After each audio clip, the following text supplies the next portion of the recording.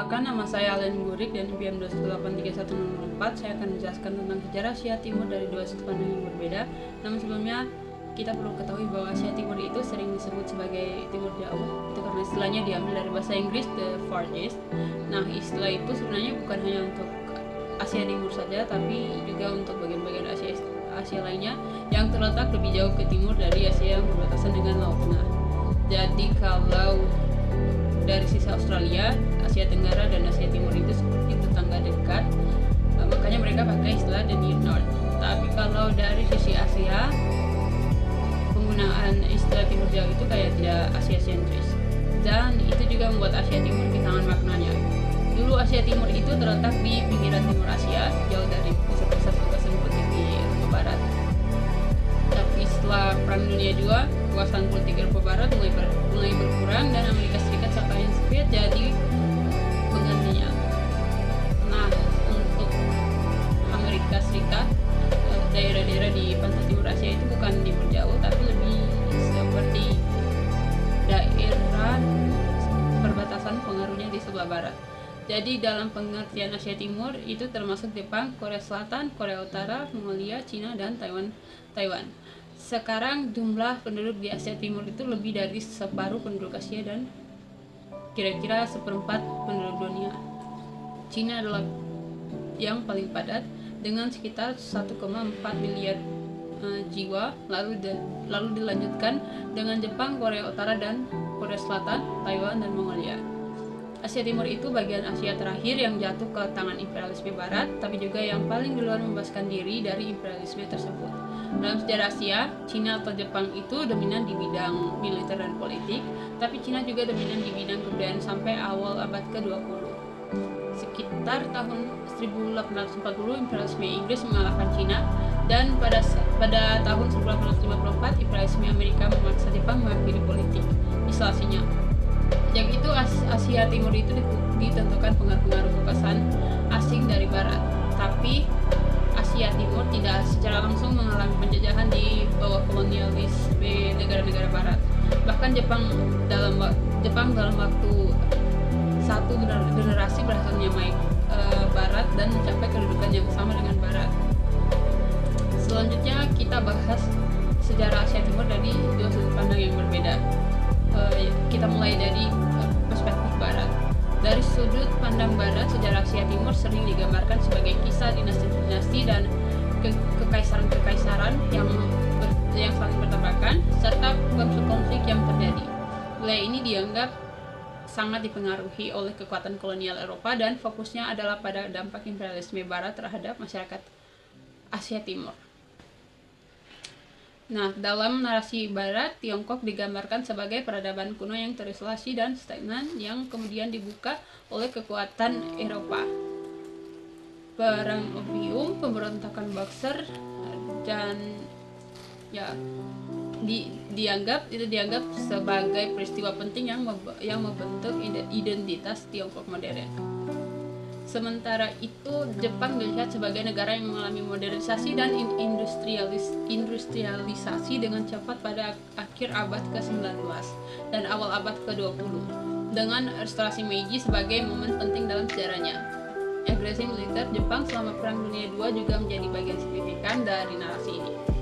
Korea dalam perspektif Barat sering dianggap terjebak di antara kekuatan-kekuatan besar seperti Tiongkok, Jepang, dan Rusia. Dengan sejarah modernnya ditandai oleh kolonisasi perang dan pembagian wilayah. Berikutnya dari perspektif Timur. Nah, kalau dari sudut pandang Timur, sejarah Asia Timur dilihat sebagai kumpulan budaya, filsafat, dan kekaisaran yang saling terhubung dan memiliki hubungan kompleks. Tiongkok dianggap sebagai pemain sentral dengan sejarah panjang dinasti kekaisaran, tradisi filosofis seperti Konfusianisme dan Taoisme, serta prestasi budaya yang signifikan.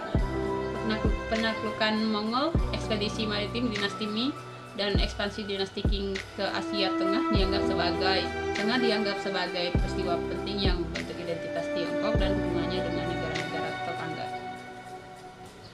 Jepang dalam perspektif ini dilihat sebagai negara yang sangat dipengaruhi oleh budaya dan filsafat Tiongkok. maksudnya agama Buddha, Konfusianisme, dan praktik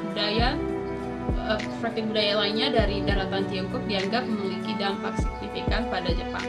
Kebijakan isolasionis Jepang selama periode dianggap sebagai respon terhadap ancaman imperialisme Barat, bukan sebagai tanda stagnasi. Korea dalam perspektif Timur dilihat sebagai negara yang dibentuk oleh lokasinya yang strategis dengan sejarah pertukaran budaya, konflik, dan kerjasama dengan Tiongkok dan Jepang. Lalu untuk komparasinya, salah satu perbedaan utama antara perspektif Barat dan Timur adalah dalam tingkat agensi dan otonomi yang diberikan kepada masyarakat Asia Timur. Perspektif Barat cenderung melihat Asia Timur sebagai wilayah yang dibentuk oleh kekuatan eksternal, dengan kekuatan Barat memainkan peran penting dalam sejarah modernnya. Sementara itu, perspektif Timur menekankan dinamika internal dan tradisi budaya serta hubungan kompleks antara Tiongkok, Jepang, dan Korea. Perbedaan lain terletak pada interpretasi peristiwa sejarah. Dari perspektif Barat, peristiwa seperti Perang Opium dan invasi Jepang ke Tiongkok dianggap sebagai titik balik penting. Sedangkan dalam perspektif Timur, peristiwa-peristiwa ini dilihat sebagai bagian dari narasi yang lebih besar tentang pertukaran budaya, konflik, dan kerjasama yang telah berlangsung selama beberapa abad.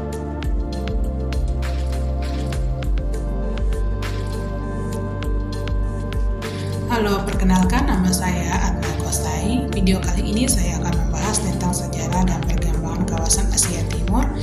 Lebih khususnya sejarah singkat adanya imperialisme antara negara-negara di dalam kawasan Asia Timur. Kawasan Asia Timur memiliki kebudayaan yang beragam, sumber daya alam yang melimpah, keindahan alam yang mempesona, serta sejarah yang panjang telah menjadikan kawasan Asia Timur menarik bagi minat dunia. Sedangkan sejarahnya, kawasan Asia Timur tidak lepas dari adanya penjajahan ke Barat. Selama abad ke-19 dan abad ke-20, beberapa kekuatan Eropa mulai mencari kolonial dan sumber daya di seluruh dunia. Imperialisme Asia Timur dengan lokasinya yang strategis dan sumber daya melimpah menjadi target utama kolonialis Belanda, Spanyol, Inggris, dan Prancis, termasuk di antaranya kekuatan kolonial utama yang membangun dominasi mereka di kawasan Asia Timur, mulai dengan Belanda. Perusahaan Hindia Timur, Belanda yang dikenal dengan VOC, mendirikannya pos perdagangan di Kepulauan Indonesia yang akhirnya menguasainya perdagangan rempah-rempah yang menguntungkan. Sementara itu, Spanyol mengincar Filipina dipimpin oleh Ferdinand Magellan. Mereka tiba di kepulauan itu pada abad ke-16. Penjajahan Spanyol memperkenalkan agama Kristen dan memaksakan kekuasaan mereka selama 400 tahun. Selanjutnya dengan negara Inggris. Negara Inggris mereka mendirikannya kehadiran di Asia Timur terutama melalui kolonialisme Malaysia. British India Company berusaha untuk mengontrol rute perdagangan, akhirnya mengarah pada pembangunan pemukiman selatan termasuk Penang, Malaka, dan Singapura. Terakhir dengan negara Prancis. Negara Prancis memperluas kerajaan mereka ke Indonesia yang berdirinya dari Vietnam, Laos, dan Kamboja. Pemerintahan kolonial Prancis yang ditandainya dengan eksploitasi sumber daya, asimilasi budaya, dan pembangunan infrastruktur yang signifikan. Berdaya ekspor dari negara-negara kawasan Asia Timur. Adanya kolonialisme bangsa Barat di kawasan Asia Timur sangat berdampak luas karena meninggalkan bekas yang tidak terhapus pada masyarakat. Di kawasan Asia Timur, secara ekonomi penjajahan mengeksploitasi sumber daya kawasan sawit, teh, kopi, dan timun untuk menguntungkan diri mereka sendiri. Di industri lokal sering ditekankan, menyebabkan ketidakseimbangan dalam perdagangan dan ketergantungan ekonomi. Secara sosial dan budaya, penjajahan memaksakan bangsa sistem pendidikan dan kerangka hukum mereka yang menyebabkan terkikisnya adat dan tradisi. Setempat asimilasi budaya ini berdampak jangka panjang pada identitas masyarakat di kawasan Asia Timur. Namun, masa penjajahan juga memicunya perlawanan dan kebangkitan nasionalisme di antara bangsa penjajah. Halo semua, perkenalkan nama saya Amanda Esther Betty Makuba dengan NPM 218310334. Saya akan menjelaskan tentang sejarah perkembangan kawasan Asia Timur. Kawasan Asia Timur memiliki catatan sejarah yang panjang dan lengkap sejak zaman prasejarah. Terdapat 3 negara berdaulat yang berada di kawasan Asia Timur, yaitu Korea, Jepang, dan Cina, di mana ketiga negara tersebut mempunyai hubungan yang relatif dekat sejak ribuan tahun yang lalu. Orang-orang dari berbagai negara tersebut melakukan hubungan dagang dan perang sebagai bentuk penaklukan wilayah dan perluasan wilayah suatu kerajaan. Sejarah zaman kuno kawasan Asia Timur didominasi oleh Cina. Orang-orang Cina memasuki zaman sejarah lebih awal dibandingkan negara Asia lainnya. Mereka menemukan aksara untuk sarana komunikasi dan mempunyai budaya literasi yang tinggi. Cina juga mampu tampil sebagai negara kuno yang cemerlang akibat penguasaan ilmu pengetahuan yang luar biasa. Awal mulanya bangsa Cina menganggap bahwa dunia tidak seluas sesungguhnya. Secara geografis, wilayah Cina dikelilingi oleh banyak pegunungan hingga akses Cina ke dunia luar terhalangi. Mereka berpikir bahwa dunia hanya ada di sekeliling daerah yang mereka huni.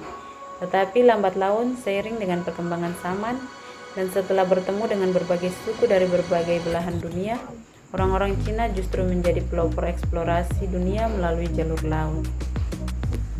Memasuki pertengahan abad ke-19, Jepang tampil mengungguli Cina. Setelah mengalami masa isolasi yang panjang saat diperintah oleh Shogun Tokugawa, akhirnya Jepang melakukan perubahan yang besar dengan kemunculan Kaisar Meiji.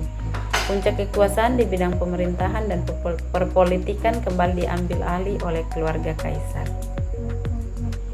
Jepang juga mulai tampil di kancah internasional dengan ikut menaklukkan negara-negara di sekitarnya. Dan negara di Asia Timur yang terkenal di dunia pada masa postmodernisme adalah Korea Selatan, di mana industri drama Korea mendapatkan sambutan yang baik dari masyarakat di berbagai belahan dunia. Awalnya orang-orang hanya tertarik dengan cerita drama yang ditampilkan, namun dalam drama Korea tersebut disisipi banyak sekali kebudayaan Korea yang sangat menarik. Hal tersebut membuat dunia ingin tahu lebih dalam tentang sejarah negara Korea, karena drama Korea banyak mengambil tema sejarah, makanan khas Korea, dan hal-hal itu pun mulai digemari oleh masyarakat internasional.